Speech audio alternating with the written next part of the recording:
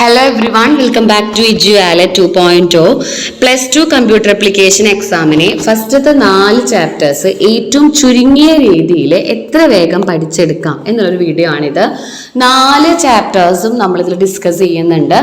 ഓരോ പാഠത്തിൽ നിന്നും ഒന്നും അറിയില്ല എങ്കിൽ ഈ ഒരൊറ്റ കണ്ടന്റ് വെച്ചിട്ട് മാക്സിമം പഠിക്കാം. ഓരോ കമ്പ്യൂട്ടർ ആപ്ലിക്കേഷൻ്റെ ഓരോ കാര്യം ചോദിച്ചു കഴിഞ്ഞാലും എക്സാക്റ്റ് 1 സെൻറ്റൻസ് ആണെങ്കിലും നമുക്ക് ആ മാർക്ക് സ്കോർ ചെയ്യാനായിട്ട് സാധിക്കും. അല്ലാതെ ബിസിനസ് സ്റ്റഡീസും എക്കണോമിക്സും ഒക്കെ പോലെ നമുക്ക് ഒരുപാട് ഉണ്ടാക്കി എഴുതാനോ അല്ലെങ്കിൽ വലിച്ചു വാരി എഴുതാനോ അങ്ങനെ ഒന്നും നമുക്കില്ല. അപ്പം അതുകൊണ്ട് നമുക്ക് ഇത്രയും വേഗം പഠിച്ചെടുക്കാൻ പറ്റുന്ന ഒരു ഭാഗമാണ് കമ്പ്യൂട്ടർ ആപ്ലിക്കേഷൻ. ഓക്കെ, അപ്പം നമുക്ക് വീഡിയോയിലേക്ക് കടക്കാം. ആദ്യമായിട്ടാണ് നമ്മുടെ ചാനൽ കാണുന്നതെങ്കിൽ ലൈക്ക് ചെയ്യാനും നിങ്ങൾക്ക് ഹെൽപ്ഫുൾ ആയി എങ്കിൽ ഫ്രണ്ട്സിനൊക്കെ ഒന്ന് ഷെയർ ചെയ്യാനും മറക്കരുത്. Okay, first chapter review of C++ programming ആണ്. ഇതിൽ എല്ലാതും നിങ്ങൾ പഠിക്കണം. അതായത് C++ലെ tokens, keywords, fundamental data types, സ്റ്റേറ്റ്മെന്റുകൾ എല്ലാം നമ്മൾ പഠിക്കണം. അപ്പോൾ ആദ്യമായിട്ട് ടോക്കൺസ് എന്ന് പറഞ്ഞാൽ fundamental building blocks of C++ program ആണ്. ക്ലാസിഫിക്കേഷൻ ചെയ്യുകയാണെങ്കിൽ ഒരു ഷോർട്ടായിട്ട് നിങ്ങൾക്ക് വേണമെങ്കിൽ പൊളിന്ന് പഠിക്കാം. പങ്ക്ച്വേറ്റേഴ്സ്, ഓപ്പറേറ്റേഴ്സ്, ലിറ്ററൽസ് എല്ലാം അതിലുണ്ട്. നമ്മൾ ലിറ്ററൽസിൽ ഇൻഡിജർ ലിറ്റേഴ്സ് ഉണ്ട്, ഫ്ലോട്ടിംഗ് ഉണ്ട്, ക്യാരക്ടർ ലിറ്റേഴ്സ് ഉണ്ട്. പങ്ക്ച്വേറ്റേഴ്സ് നമുക്കറിയാലോ, ഓരോ സിമ്പലുകൾ യൂസ് ചെയ്യുന്നതിനാണ് നമ്മൾ പങ്ക്ച്വേറ്റേഴ്സ് എന്ന് വിളിക്കുന്നത്. ഓപ്പറേറ്റേഴ്സ് എന്ന് വെച്ചാൽ നമ്മൾ പ്ലസ് ചെയ്യുക, മൈനസ് ചെയ്യുക, എംപർസെന്റ് ഇടുക, ഇൻറ്റു ചെയ്യുക, അതൊക്കെ. കോൺസ്റ്റന്റ് വാല്യൂസ് എല്ലാം യൂസ് ചെയ്യുന്നതിനാണ് ലിറ്ററൽസ് എന്ന് പറയുക, അല്ലെങ്കിൽ കോൺസ്റ്റൻസ് നമ്മൾ വിളിക്കും. ഇൻഡിജർ ലിറ്ററൽസ് ഉണ്ട്, ഫ്ലോട്ടിംഗ് ഉണ്ട്, ക്യാരക്ടർ ഉണ്ട്. ദെൻ സ്ട്രിംഗ് ലിറ്ററൽസ് ഉണ്ട്. സ്ട്രിംഗ് ലിറ്ററൽസിൽ 1 or more ക്യാരക്ടേഴ്സ് നമ്മൾ ഡബിൾ കോട്ട്സിൽ ഇടുന്നതിനാണ് സ്ട്രിംഗ് ലിറ്ററൽസ് എന്ന് വിളിക്കുന്നത്. ഐഡന്റിഫയേഴ്സ് എന്ന് പറയുമ്പോൾ നമ്മൾ വാരിയബിൾ, ലേബൽ, ഫംഗ്ഷൻ നെയിമാണ്. അതൊക്കെ നമ്മൾ ഓരോന്നിനും ഓരോ നെയിം കൊടുക്കുകയാണ്, ഓരോ എലമെന്റിന്. അതിനാണ് ഐഡന്റിഫയേഴ്സ് എന്ന് വിളിക്കാം.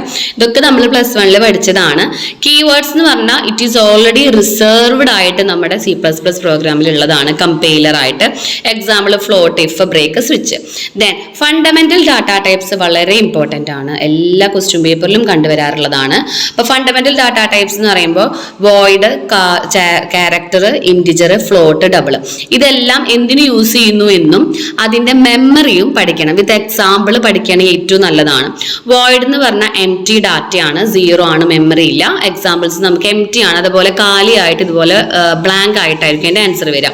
ചാർ എന്ന് പറയുന്നത് ക്യാരക്ടർ വാല്യൂസ് ആണ്, 1 ബൈറ്റ് ആണ് മെമ്മറി. നമ്മൾ സിംഗിൾ കോട്ട്സിൽ ഇടുന്നതെയാണ് നമ്മൾ എന്തെന്ന് വിളിക്കുന്നത്, ക്യാരക്ടർ വാല്യൂസ് എന്ന് വിളിക്കുന്നത്. ഇൻറ്റിജർ എന്ന് പറയുമ്പോൾ സിമ്പിൾ ആയിരിക്കും, 4 ബൈറ്റ് ആണ് അതിന്റെ മെമ്മറി. ഫ്ലോട്ട് എന്ന് പറയുമ്പോൾ റിയൽ വാല്യൂസ് ആണ്, 4 ആണ്. അതുപോലെ തന്നെ ഡബിൾ എന്ന് പറയുമ്പോൾ നമ്മൾ റിയൽ വാല്യൂസ് ആണ് മോർ ദാൻ ഫ്ലോട്ട്, അതായത് ഒന്നും കൂടി കൂടുതൽ വലിയ വലിയ ഇൻറ്റിജേഴ്സ് നമുക്കതിൽ സ്റ്റോർ ചെയ്യാനായിട്ട് പറ്റുന്ന C++ ഡാറ്റ ടൈപ്പ് ആണ്. അപ്പോൾ മെമ്മറി അലോക്കേഷൻ പഠിക്കുക. അതിൽ ഡബിളിന് മാത്രമാണ് 8 ബൈറ്റ്, ബാക്കിയുള്ളതൊക്കെ 4ഉം 1 ആണ് കേട്ടോ. ദെൻ സ്ട്രക്ചർ നോക്കുക, basic structure of C++ programming. ഈ ഒരു സ്ട്രക്ചർ കാണാപ്പാഠം പഠിക്കുക. Ash include, header file, using name space identifier, semicolon, into main, പിന്നെ നമ്മുടെ ആ ഒരു ബ്രാക്കറ്റ് ഇടുക, statements, double semicolon, return 0, semicolon, പിന്നെ എൻഡ് ചെയ്യുമ്പോൾ ഈ ഒരു സിമ്പിൾ ഇട്ട് കൊടുക്കാം. ഇത് ഓരോ ലൈനും എന്താണ് നമുക്ക് എക്സ്പ്ലനേഷൻ കൊടുത്തിട്ടുണ്ട്. ഫസ്റ്റത്തെ നമ്മൾ പ്രീ പ്രോസസർ ഡയറക്റ്റീവ് എന്നാണ് അതിനെ വിളിക്കുക. ഏതിനെ? ഈ ആഷ് ഇൻക്ലൂഡ് ഹെഡർ ഫയലിനെ നമ്മൾ വിളിക്കുക. ഇതെന്താ യൂസ് ചെയ്യുന്നത്? Instructor the compile to perform the action before actual compilation. ഇവരുടെ യൂസ് ആണ് ഇവിടെ കൊടുക്കുന്നത്. സ്റ്റാർട്ട് വിത്ത് ആഷ്, അതിന്റെ എക്സാമ്പിൾസ് കണ്ടില്ലേ, ഡിഫൈൻ, അൺഡിഫൈൻ, ഇൻക്ലൂഡ്. രണ്ടാമത്തത് ഹെഡർ ഫയൽ ആണ്, അതായത് IO സ്ട്രീം തന്നെയാണ് നമുക്ക് ഹെഡർ ഫയൽ വരാറ്. ദെൻ മൂന്നാമത്തത് മെയിൻ ഫംഗ്ഷൻ ആണ്. നമ്മൾ ആ ഫംഗ്ഷൻ ആ ഒരു സിമ്പിളിന്റെ ഉള്ളിൽ വേണം ഇടാനായിട്ട്. ഇവിടെയാണ് സ്റ്റാർട്ടും എൻഡൊക്കെ ഈ ഫംഗ്ഷന്റെ ഉള്ളിലാണ് നമ്മൾ കൊടുക്കുക. ഒരു പ്രോഗ്രാമിന്റെ എക്സാമ്പിൾ ഉണ്ട്, ash include IO stream, using name space standard, semicolon എന്ന് പറഞ്ഞിട്ട് ഈ ഒരു ഇപ്പോൾ ഹലോ വെൽക്കം ടു WHSS എന്ന് പറഞ്ഞാൽ നമുക്ക് അതിന്റെ വാല്യൂ തരും. ഓക്കെ, ദെൻ കമൻസ് ആണ്. സിംഗിൾ ലൈൻ കമൻസും ഉണ്ട്, മൾട്ടി ലൈൻ കമൻസും ഉണ്ട്. ദെൻ പിന്നെ ഏറ്റവും ഇമ്പോർട്ടൻറ്റ് കൺട്രോൾ സ്റ്റേറ്റ്മെന്റുകൾ. കൺട്രോൾ സ്റ്റേറ്റ്മെന്റുകൾ 2 കാറ്റഗറിയാണ്. ഡിസിഷൻ മേക്കിംഗ് സ്റ്റേറ്റ്മെന്റുകളും ഉണ്ട് C++ലെ, ഇറ്ററേഷൻ സ്റ്റേറ്റ്മെന്റുകളുണ്ട്. ഡിസിഷൻ മേക്കിംഗ് എന്ന് പറയുമ്പോൾ if, if else, nested if, else if ladder, switch statement, conditional operator. ഇതിൽ എല്ലാത്തിൻ്റെയും സിൻഡെക്സ് പഠിച്ചു വെക്കാനായിട്ട് ശ്രദ്ധിക്കുക. ഇഫ് സ്റ്റേറ്റ്മെന്റ്, ഇഫ് എൽസ്, അതുപോലെ തന്നെ nested if, else if ladder. ഇതൊക്കെ ഒരെണ്ണം പഠിച്ചതിന്റെ ഇടയിൽ ഓരോന്നിനും ചേഞ്ച് ചെയ്താൽ മതി. സ്വിച്ച് സ്റ്റേറ്റ്മെന്റ് നല്ലപോലെ അതിന്റെ ആ ഒരു സിന്റക്സ് പഠിച്ചു വെക്കാം. ദെൻ കണ്ടീഷണൽ ഓപ്പറേറ്റർ എന്താണെന്ന് പഠിക്കണം. കണ്ടീഷണൽ ഓപ്പറേറ്റർ എന്ന് വെച്ചാൽ ടെർണറി ഓപ്പറേറ്റർ ആണ്. ആ കണ്ടീഷണൽ ഓപ്പറേറ്റർ നമുക്ക് യൂസ് ചെയ്യുക ഒന്നുകിൽ ഇഫ് എൽസ് സ്റ്റേറ്റ്മെന്റിലാണ്. അതായത് കണ്ടീഷൻ കൊടുക്കുക. കണ്ടീഷൻ കൊടുക്കുന്നതിനാണ് നമ്മൾ ക്വസ്റ്റ്യൻ മാർക്കും 2 കുത്തും ആ ഒരു സിമ്പിളാണ് നമ്മൾ അവിടെ ഇടുക കേട്ടോ. കണ്ടില്ലേ, big equal to A greater than B or A is to B or അതാണ് നമ്മുടെ ആ ഒരു എ ആണോ ബി ആണോ കണ്ടീഷൻ ആണത്. ദെൻ ഇറ്ററേഷൻ സ്റ്റേറ്റ്മെന്റിലേക്ക് കടക്കുമ്പോൾ ലൂപ്പ് സ്റ്റേറ്റ്മെന്റുകളാണ്. അതായത് for loop, while loop, do while loop ഒക്കെ റിപ്പീറ്റഡ് ആയിട്ട് എക്സിക്യൂഷൻ നടത്തുന്നതിനെയാണ് നമ്മൾ ഇറ്ററേഷൻ സ്റ്റേറ്റ്മെന്റ് എന്ന് വിളിക്കുന്നത്. ലൂപ്പ് സ്റ്റേറ്റ്മെന്റ് കൊടുക്കുമ്പോൾ 4 എലമെന്റ്സ് ഉണ്ട് ലൂപ്പിംഗ് സ്റ്റേറ്റ്മെന്റിൽ. ഏതൊക്കെയാണ്? Initialization, condition updation and body of the loop. അപ്പൊ i equal to 1 initial values കൊടുക്കുകയാണ്. i less than or equal to 10 അവിടെ നമ്മൾ എക്സ്പ്രഷൻ, അവിടെ കണ്ടീഷൻ കൊടുക്കണം. എന്താണ് നമ്മുടെ കണ്ടീഷൻ അത് കൊടുക്കുകയാണ്. അപ്ഡേഷൻ എന്ന് പറയുമ്പോൾ ഇപ്പൊ നമുക്ക് വാല്യൂവിൽ ചേഞ്ച് വരുത്തണമെങ്കിൽ ആ സ്റ്റേറ്റ്മെന്റ് കൊടുക്കുക. ബോഡി ഓഫ് ദ ലൂപ്പ് എന്ന് പറയുമ്പോൾ നമ്മളത് റിപ്പീറ്റ് ആയിട്ട് എക്സിക്യൂട്ട് ചെയ്യണമെങ്കിൽ അതും കൊടുക്കുക. ദെൻ ഇതേപോലെ തന്നെ ഓരോ ലൂപ്പിലും ഈ 4 കണ്ടന്റ് ഉണ്ടാവും. കണ്ടോ, വിത്ത് എക്സാമ്പിൾ നോക്കാം കേട്ടോ. For loop, nested if. ഇനിയിപ്പോൾ ഇതിൻ്റെ ഒക്കെ സിൻഡെക്സ് കാണാപാഠം പഠിക്കുകയാണെങ്കിൽ അത്രയും നല്ലതാണ്. പ്രോഗ്രാംസ് വന്നു കഴിഞ്ഞിട്ട് അത് പറ്റിയില്ല എങ്കിലും നിങ്ങൾ ആ സിൻഡെക്സ് മാത്രം എഴുതി വെക്കുക. Then jump statement. Jump statement എന്ന് വെച്ചാൽ jump statement transfer program control from one place to another part of a program. അതായത് ഒന്നിൽ നിന്ന് വേറൊരു രീതിയിലേക്ക് ട്രാൻസ്ഫർ ചെയ്യാണ് പ്രോഗ്രാമിന് ചെയ്യുന്നത്. Break, continue, go to, return, ഇത് 4 ജംപ് സ്റ്റേറ്റ്മെന്റുകൾ.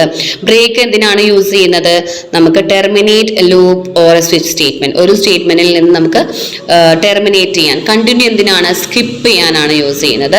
ഗോ ടു എന്ന് പറയുന്നത് അൺകണ്ടീഷണൽ ജംപ്, നമുക്കൊരു കണ്ടീഷൻ വെക്കാതെ ഒന്നിൽ നിന്ന് വേറെയിലേക്ക് ട്രാൻസ്ഫർ ാണ് ഗോ ടു നമ്മൾ യൂസ് ചെയ്യുന്നത്. ദെൻ എക്സിറ്റ് എന്ന് പറഞ്ഞാൽ ടെർമിനേറ്റ് എ പ്രോഗ്രാം. ഇത്രയാണ് ഫസ്റ്റ് ചാപ്റ്ററിൽ നിന്ന് നിങ്ങൾ പഠിക്കാനായിട്ടുള്ളത്. ഇനി നമുക്ക് സെക്കൻഡ് ചാപ്റ്റർ നോക്കാം. സെക്കൻഡ് ചാപ്റ്റർ അറേ ആണ്. അറേ എന്ന് പറയുന്നത് കളക്ഷൻ ഓഫ് എലമെന്റ്സ്, അതായത് ഒരേ ടൈപ്പ് ഓഫ് എലമെന്റ്സിനെ ഗ്രൂപ്പ് ചെയ്തിട്ട് മെമ്മറി ആയിട്ട് ലൊക്കേറ്റ് ചെയ്യുന്നതിനാണ് നമ്മൾ അറേ എന്ന് വിളിക്കുന്നത്. ഇതിന് ഓരോന്നിനും ഓരോ സ്പേസ് ഉണ്ടായിരിക്കും. ദെൻ ഇത് സ്റ്റാർട്ട് ചെയ്യുന്നത് 0 വെച്ചിട്ടായിരിക്കും. അറേ ഡിക്ലെയർ ചെയ്യാനുള്ള ഇപ്പോൾ 10 വാല്യൂ ഉണ്ടെങ്കിൽ 0 to 9 അങ്ങനെയാണ് അതിന്റെ വാല്യൂ വരിക. അറേ ഡിക്ലെയർ ചെയ്യാനുള്ള സിൻഡെക്സ് പഠിക്കുക. Data type, array name, size, semicolon കേട്ടോ. അതിന്റെ എക്സാമ്പിൾ നോക്കണം. എങ്ങനെയാണ് അറേ വരിക? ഇതൊക്കെ നമ്മൾ ഫസ്റ്റ് എലമെന്റ് 0 ആയിരിക്കും വരിക, ലാസ്റ്റ് എലമെന്റ് 9 ആയിരിക്കും വരിക. ഓക്കെ, ഫസ്റ്റത്തെ എപ്പോഴും 0 ആയിരിക്കും. അറേ ഇനീഷ്യലൈസേഷൻ എന്ന് വെച്ചാൽ giving values to array elements at the time of array declaration is known as array initialization. നമ്മൾ അറേ ഇനീഷ്യലൈസേഷൻ എന്ന് പറയുന്നത് നമ്മൾ വാല്യൂസ് കൊടുക്കുന്ന പ്രോസസ്സിനെയാണ് അറേ ഇനീഷ്യലൈസേഷൻ എന്ന് വിളിക്കുന്നത്. ഇനി എങ്ങനെയാണ് മെമ്മറി അലോക്കേറ്റ് ചെയ്യാന്ന് പഠിക്കണം. ഇപ്പോൾ ഒരു അറേ തന്നിട്ടുണ്ടെങ്കിൽ അതിന്റെ മെമ്മറി എത്രയെന്ന് ചോദിച്ചാൽ size of data into size of the array. അതായത് ഇപ്പൊ ഡാറ്റ എന്ന് പറയുമ്പോൾ നമ്മൾ കഴിഞ്ഞ ചാപ്റ്ററിൽ ഇപ്പൊ പറഞ്ഞു പോയ ഡാറ്റ ടൈപ്സിന്റെ മെമ്മറി അലോക്കേഷൻ, ഇപ്പൊ 1 byte, 4 byte, 8 byte എന്നൊക്കെ പറഞ്ഞിരുന്നു. ഇപ്പൊ ഇന്റിജർ എ ബ്രാക്കറ്റിൽ 10 ആണ് എങ്കിൽ ഇന്റിജറിന്റെ 4 ബൈറ്റ് മെമ്മറി, അറേ 10 ആണ്. അപ്പൊ 4 into 10 40 bytes. അതേപോലെ തന്നെ ഫ്ലോട്ടിന്റെ നോക്കുകയാണെങ്കിൽ 4 into 5. ഇതിലെ ഡബിളിന് മാത്രമാണ് 8 byte വരുന്നത് കേട്ടോ. അപ്പൊ അറേയുടെ അലോക്കേഷൻ അങ്ങനെ പഠിക്കാം. ദെൻ എന്താണ് അറേ ട്രാവേഴ്സൽ എന്ന് പഠിക്കണം. അറേ ട്രാവേഴ്സൽ എന്ന് പറഞ്ഞാൽ ഓരോ അറേയും ആക്സസ് ചെയ്യുക. ഓരോ അറേയിലും പോയിട്ട് നമ്മൾ ട്രാവൽ ചെയ്തുകൊണ്ട് ആക്സസ് ചെയ്യുക. Accessing each element of N array at least 1, ഒരു തവണയെങ്കിലും ഓരോ അറേയും പോയിട്ട് ചെക്ക് ചെയ്യുന്ന ഒരു പ്രോസസ്സിനെയാണ് അറേ ട്രാവേഴ്സൽ എന്ന് നമ്മൾ വിളിക്കുന്നത്. ഓക്കെ, ദെൻ പിന്നീട് നമ്മൾ ഇതിൽ പ്രോഗ്രാംസുകളാണ് വരുന്നത്. ദെൻ എന്താണ് ഇൻപുട്ട് ആൻഡ് ഔട്ട്പുട്ട്, എങ്ങനെയാണ് മെമ്മറി അലോക്കേഷൻ സ്ട്രിങ്ങിൽ കൊടുക്കുക എന്ന് പഠിക്കണം. Memory require to storage string എന്ന് പറയുന്നത് number of characters plus 1 byte for null character.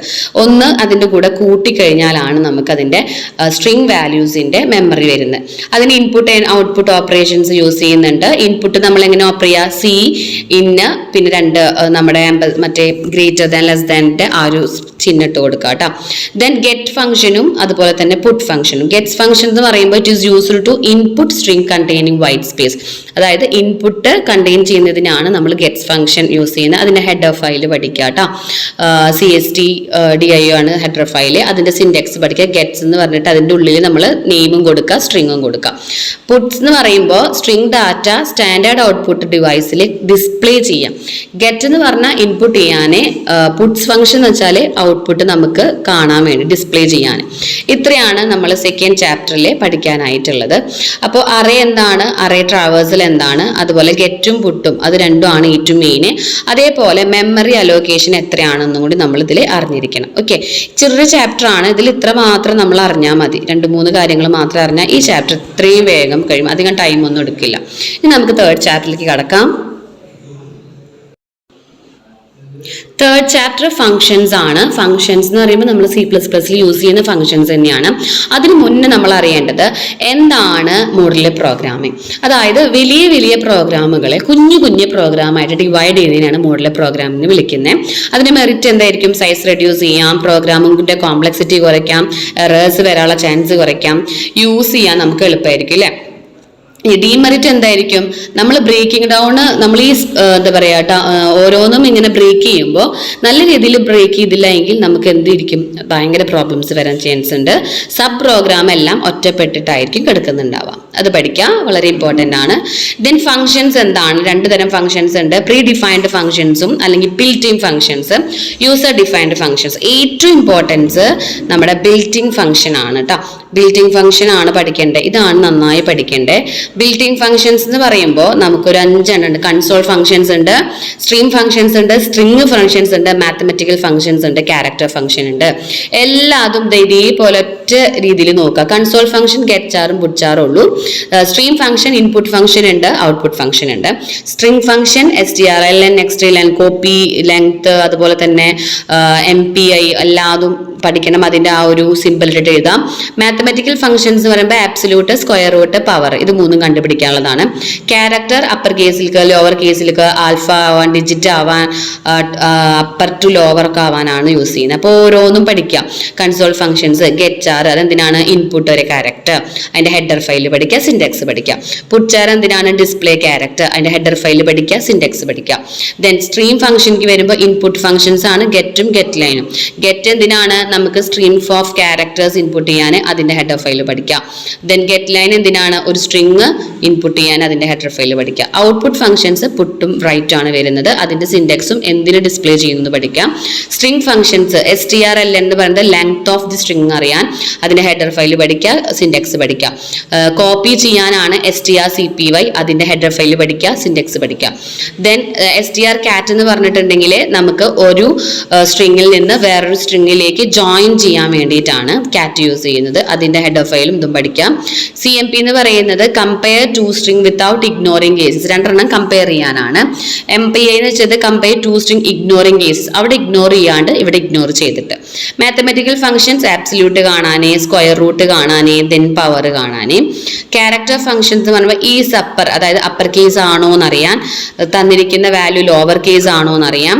Alpha എന്ന് പറഞ്ഞാൽ ക്യാരക്ടേഴ്സ് ആൽഫബറ്റിക് ആണോ അല്ലയോ എന്നറിയാൻ. ഡിജിറ്റ് എന്ന് പറയുമ്പോൾ ഡിജിറ്റ് ആണോ അല്ലയോ എന്നറിയാം.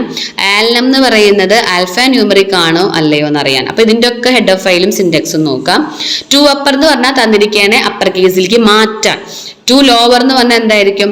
തന്നിരിക്കുന്ന അപ്പർ കേസിനെ ലോവർ കേസിലേക്ക് മാറ്റാം. ദെൻ യൂസർ ഡിഫൈൻഡ് ഫംഗ്ഷൻസ് പഠിക്കാം. അതിന്റെ യൂസർ ഡിഫൈൻ എന്ന് വെച്ചാൽ നമുക്ക് ഓൾറെഡി ഡിഫിനിറ്റ് ചെയ്യാം. ഡാറ്റ ടൈപ്പ്, ഫംഗ്ഷൻ നെയിം എഴുതുക, പിന്നെ സ്റ്റേറ്റ്മെന്റ് കൊടുക്കുക. ഇതാണ് അതിന്റെ സിൻഡെക്സ്.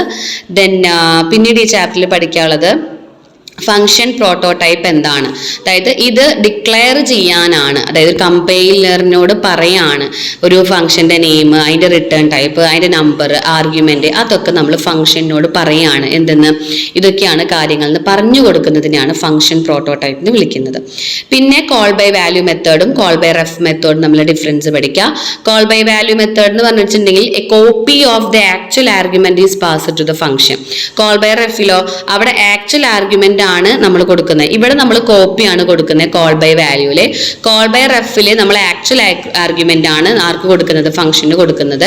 ഇത് ഡീഫോൾട്ട് ആർഗ്യുമെന്റ് ആണ്, നമ്മളെ C++ ഉള്ളതാണ്. ഇതിൽ ആക്ച്വൽ ആർഗ്യുമെന്റ് ആണ്, നമ്മൾ മെമ്മറി അലോക്കേറ്റ് ചെയ്യാനൊക്കെയാണ് യൂസ് ചെയ്യുന്നത്. ഇത് ആംപർസാൻഡ് ഓപ്പറേറ്റർ വെച്ചിട്ട് വേണം ചെയ്യാനായിട്ട്. ഇങ്ങനെയുള്ള കാര്യങ്ങൾ രണ്ടിലും ഡിഫറൻസ് പഠിക്കുക. ദെൻ ഇതാണ് നമുക്ക് മെയിൻ ആയിട്ട് ഡിഫറൻസ് വരാറ്, call by value and call by reference method. നമുക്ക് 3 ഡിഫറൻസ് ആണ് പഠിക്കാനുള്ളത്, സ്റ്റാറ്റിക്കും ഡൈനാമിക്കും കോൾ ബൈ ബൈ വാല്യൂം, കോൾ ബൈ റെഫ് മെത്തേഡും. ദെൻ പിന്നീട് ഈ ചാപ്റ്ററിൽ അത്ര ഇമ്പോർട്ടൻസ് ഇല്ല, ഇത്രയും പഠിക്കുക. അതായത് ഫങ്ഷൻസ്, ബിൽറ്റിംഗ് ഫങ്ഷൻസ് വളരെ ഇമ്പോർട്ടൻ്റ് ആണ്. അതേപോലെ തന്നെ ഓരോ സ്ട്രിംഗ് ഫങ്ഷൻസ് ഏതാ, അരിത്മെറ്റിക് ഫങ്ഷൻ ഏതാ, അതുപോലെ തന്നെ ക്യാരക്ടർ ഫങ്ഷൻസ് ഏതാന്നൊക്കെ നല്ല പോലെ പഠിക്കേണ്ടതായിട്ടുണ്ട് കേട്ടോ. ഓക്കെ, ഇനി നമുക്ക് 4th ചാപ്റ്ററിലേക്ക് കിടക്കാം. 4ാമത്തെ ചാപ്റ്റർ വെബ് ടെക്നോളജി ആണ്. ഇവിടെ വെബ്സൈറ്റ് എന്താണ്, വേൾഡ് വൈഡ് വെബ് ആണ്, HTML ആണ് നമ്മൾ യൂസ് ചെയ്യുന്നത് വെബ് പേജ് ഡെവലപ്പ് ചെയ്യാൻ വേണ്ടിയിട്ട്. അത് ഹൈപ്പർ ലിങ്കുകൾ കൊടുക്കാനും എല്ലാ കാര്യങ്ങളും നമുക്കത് ചെയ്യും. വെബ് പേജിന്റെ കളക്ഷനെയാണ് വെബ്സൈറ്റ് എന്ന് വിളിക്കുന്നത്. ദെൻ കമ്മ്യൂണിക്കേഷൻ നമുക്ക് എങ്ങനെ നടത്താം, ക്ലയന്റ് സൈഡും അതുപോലെ തന്നെ web server to web server നമുക്ക് നടത്താം എന്നൊക്കെ പഠിക്കാം. ദെൻ ഇതിൽ ഇമ്പോർട്ടൻറ്റ് പോർട്ട് നമ്പേഴ്സ് പഠിക്കാം. 2021 FTP ആണ്, 22 SSH ആണ്, SMTP ആണ്. നമുക്ക് പോർട്ട് നമ്പർ ജസ്റ്റ് പഠിച്ചിരിക്കാം. അതേപോലെ സ്റ്റാറ്റിക് വെബ് പേജസും ഡൈനാമിക് വെബ് പേജും തമ്മിലുള്ള ഡിഫറൻസ് പഠിക്കുക. സ്റ്റാറ്റിക് എന്ന് പറഞ്ഞിട്ടുണ്ടെങ്കിൽ കണ്ടന്റ് ലേഔട്ടും ഫിക്സ്ഡ് ആയിരിക്കും. അവിടെ ഡാറ്റാബേസ് ഒന്നും യൂസ് ചെയ്യുന്നില്ല, ഡയറക്റ്റ്ലി ബ്രൗസറിൽ നിന്നാണ് അവർ റൺ ചെയ്യുക, ഈസിയാണ്. ഡൈനാമിക് എന്ന് പറയുമ്പോൾ കണ്ടന്റ് ഒക്കെ മാറിക്കൊണ്ടിരിക്കും, അവർ ഡാറ്റാബേസ് യൂസ് ചെയ്യുന്നുണ്ട്, സെർവറിലാണ് അവർ റൺ ചെയ്യുന്നത്, അതിന് പ്രോഗ്രാമിംഗ് സ്കില്ല് വേണം. സ്ക്രിപ്റ്റ് എന്താണെന്ന് പഠിക്കുക. അതായത് ചെറിയ സബ് പ്രോഗ്രാമുകളാണ് നമ്മൾ സ്ക്രിപ്റ്റ് എന്ന് വിളിക്കുന്നത്. അത് സ്ക്രിപ്റ്റ് ടാഗ് യൂസ് ചെയ്തിട്ടാണ് നമ്മൾ അതിൽ പ്രോഗ്രാമുകൾ ആഡ് ചെയ്യുക. പലതരം സ്ക്രിപ്റ്റിംഗ് ലാംഗ്വേജസ് ഉണ്ട്, ജാവ, VB, PHP, JSP. 2 തരം സ്ക്രിപ്റ്റിംഗ് ലാംഗ്വേജസ് ആണ് ഉള്ളത്, ക്ലയന്റ് സൈഡും സെർവർ സൈഡും. ക്ലയന്റ് സൈഡ് എന്ന് പറയുമ്പോൾ എക്സിക്യൂട്ടിംഗ് ക്ലയന്റിലായിരിക്കും, അവർ വെബ് സെർവറിലായിരിക്കും എക്സിക്യൂട്ട് ചെയ്യാം. ഇവർ വാലിഡേഷൻ ഓഫ് ക്ലയന്റ് ഡാറ്റ, ഇവിടെ അവർ യൂസ് ടു കണക്ട് ഡാറ്റാബേസ്. പിന്നെ ഡിപ്പെൻഡ് ആയിരിക്കും, ഇവർ ബ്രൗസർ ഡിപ്പെൻഡ് ആയിരിക്കില്ല. യൂസേഴ്സിന് ബ്ലോക്ക് ചെയ്യാൻ പറ്റും, യൂസേഴ്സിന് ബ്ലോക്ക് ചെയ്യാൻ പറ്റില്ല. 2ന്റെ എക്സാമ്പിൾ, ക്ലയന്റ് സൈഡ് എന്ന് പറയുമ്പോൾ Java script, VB script. Server side pearl, PHP, ISP, JSP ഒക്കെയാണ് വരെ. സ്ക്രിപ്റ്റിംഗ് ലാംഗ്വേജസ്, ഓരോന്നിന്റെയും സ്ക്രിപ്റ്റിംഗ് ലാംഗ്വേജസ് എന്താന്ന് പഠിക്കണം. 4-5 മാർക്കിന് ചോദിക്കാറുണ്ട്. ജാവ സ്ക്രിപ്റ്റ് എന്ന് പറയുമ്പോൾ അതൊരു ക്ലയന്റ് സൈഡ് ആണ്.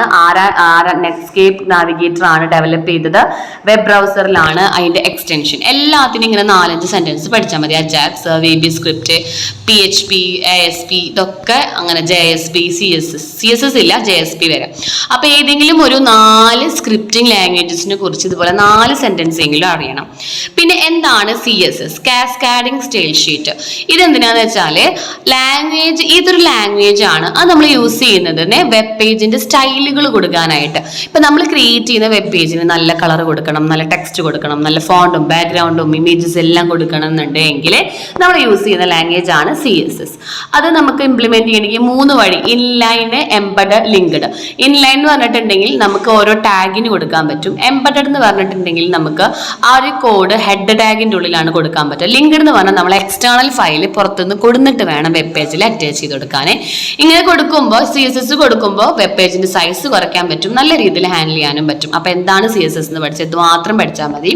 ദെൻ HTML കുറിച്ച് അറിയാം. HTML ടാഗുകൾ ഉണ്ട്, വെബ് പേജ് ക്രിയേറ്റ് ചെയ്യാനാണ്. 2 തരം ടാഗുകൾ ഉണ്ട് അല്ലെ, എംപ്റ്റി ടാഗും കണ്ടെയ്നർ ടാഗും. കണ്ടെയ്നർ ടാഗ് എന്ന് വെച്ചാൽ എന്താണ്, ക്ലോസിങ്ങും അതുപോലെ തന്നെ ഓപ്പണിംഗ് ടാഗും ഉണ്ടായിരിക്കും. അതില്ലാത്ത ടാഗുകളാണ് എംപ്റ്റി ടാഗ്. പിന്നെ basic structure, HTML head, title, body, അതൊക്കെ നമ്മൾ ക്ലോസ് ചെയ്യണം. കാരണം അതെല്ലാം ഇതാണ് ബേസിക് ഫണ്ടമെന്റൽ ടാഗുകൾ. HTML ഹെഡ്, ടൈറ്റിൽ, ബോഡി, ഇതെല്ലാം എന്ത് ടാഗുകളാണ്, എംപ്റ്റി ടാഗുകളല്ല, കണ്ടെയ്നർ ടാഗുകളാണ്. ഇവരെല്ലാം ഓപ്പണിംഗും ഉണ്ടായിരിക്കും, ക്ലോസിംഗും ഉണ്ടായിരിക്കും. ഇതിൽ ബോഡി ടാഗിന് ഒരുപാട് ആട്രിബ്യൂട്ട്സ് ഉണ്ട്, വളരെ സിമ്പിൾ ആണ്. BG colour, background, text, link, A link, V link, left margin, top മാർജ്.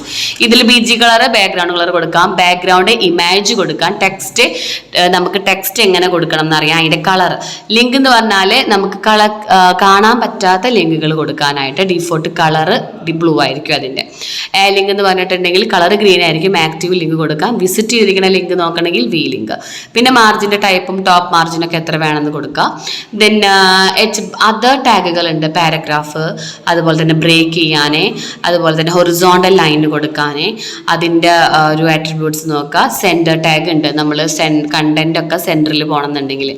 Text formatting ടാഗുകൾ ഏതൊക്കെയാണെന്നാണ് പഠിക്കണം. അതായത് ടെക്സ്റ്റിനെ ഫോർമാറ്റ് ചെയ്യാൻ വേണ്ടി യൂസ് ചെയ്യുന്നത്, ബോൾഡ് ആക്കാൻ, ഇറ്റാലിക് ആക്കാൻ, അണ്ടർലൈൻ കൊടുക്കാൻ, സ്ട്രൈക്ക് ചെയ്യാനായിട്ടാണ് നമ്മൾ S അല്ലെങ്കിൽ സ്ട്രൈക്ക്. പിന്നെ ബിഗ് സൈസ് ആക്കാൻ, സ്മോൾ സൈസ് ആക്കാൻ, സബ്സ്ക്രിപ്റ്റ് കൊടുക്കാൻ, സൂപ്പർ സ്ക്രിപ്റ്റ് കൊടുക്കാൻ, അതൊക്കെ ടെക്സ്റ്റ് ഫോർമാറ്റിംഗ് ആണ്. നമ്മൾ കണ്ടന്റ് കൊടുക്കുന്ന ടെക്സ്റ്റുകൾക്ക് മാറ്റങ്ങൾ വരുത്തണമെങ്കിൽ. പ്രീ ടാഗ് എന്ന് വെച്ചിട്ടുണ്ടെങ്കിൽ എന്തിനാ, നമ്മൾ പ്രീ ഫോർമാറ്റ് ടെക്സ്റ്റ് കൊടുക്കാനാണ്. അഡ്രസ്സ്, മാർക്യൂ വളരെ ഇമ്പോർട്ടൻ്റ് ആണ്. മാർക്യൂ ടാഗ് എന്ന് പറഞ്ഞാൽ സ്ക്രോൾ ചെയ്യാൻ, നമ്മൾക്ക് കുറച്ച് ഭാഗങ്ങൾ സ്ക്രോൾ ചെയ്യണമെങ്കിൽ മാർക്യൂ ടാഗാണ് യൂസ് ചെയ്യുക. അതായത് നീങ്ങി വരാനായിട്ട്.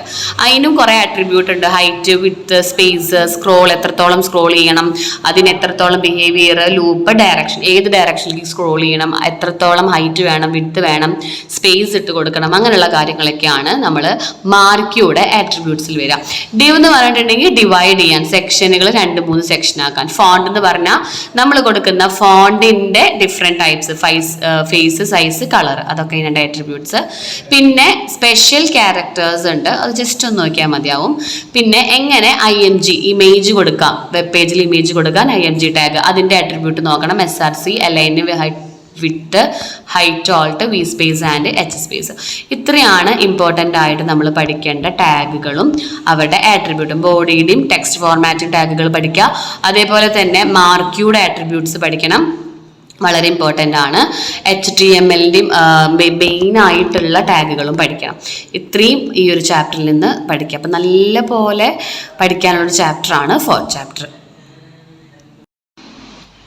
അപ്പോൾ എല്ലാവരും ഈ ഒരു PDF വെച്ചിട്ട് പഠിക്കുക. ഈ ഒരു PDF തന്നെ പഠിച്ചാൽ മതിയാവും കേട്ടോ. കാരണം ഇതന്നെ വേഗം നല്ല പോലെ ചുരുക്കിയിട്ടാണ് കൊടുത്തിരിക്കുന്നത് 4th ചാപ്റ്റർ. 3 ഡിഫറൻസ് ഉണ്ട്: സ്റ്റാറ്റിക്കും, ഡൈനാമിക്കും, കോൾ ബൈ വാല്യൂം, കോൾ ബൈ റെഫും, ക്ലയൻറ്റ് സൈഡ് സ്ക്രിപ്റ്റിംഗ് ലാംഗ്വേജസും, സെർവർ സൈഡ് സ്ക്രിപ്റ്റിംഗ് ലാംഗ്വേജും. 3ൻ്റെ ഡിഫറൻസും പഠിക്കണം. അതിൽ ഏതെങ്കിലും ഒരു ഡിഫറൻസ് എന്തായാലും വരും. പിന്നെ ടാഗുകളെ കുറിച്ച് നല്ല പോലെ പഠിക്കുക. സ്ക്രിപ്റ്റ് ടാഗ്, അതുപോലെ തന്നെ മാർക്യൂ ടാഗ്, ബോഡി ടാഗ്, ഇതിൻ്റെ ഒക്കെ ആട്രിബ്യൂട്ട്സ് പഠിക്കുക. പിന്നെ നമ്മൾ വേറെ ഡിവൈഡ് ചെയ്യാനായിട്ടും സ്ക്രോൾ ചെയ്യാനായിട്ടൊക്കെയാണ് മാർക്ക് യൂസ് ചെയ്യുന്നത്.